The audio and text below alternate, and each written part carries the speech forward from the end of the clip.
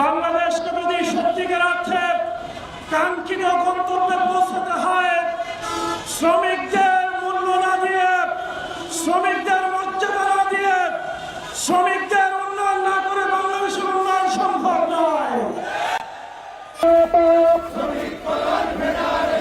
আন্তর্জাতিক শ্রমিক দিবস সফল কোথায় কোথায় শ্রমিক কোথায়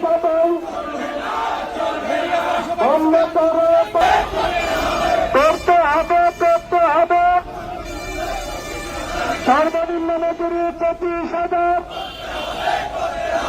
কেউ খাবে তো কেউ খাবে না। শ্রমিক হত্যার বিচার করতে হবে পরিবার ক্ষেত্রে চলবে না বন্ধ করে করতে হবে। শ্রমিক হত্যার বিচার করতে হবে পরিবহন ক্ষেত্রের চাঁদা দেখি বন্ধ করতে হবে। পরিবহন ক্ষেত্রের চাঁদা দেখি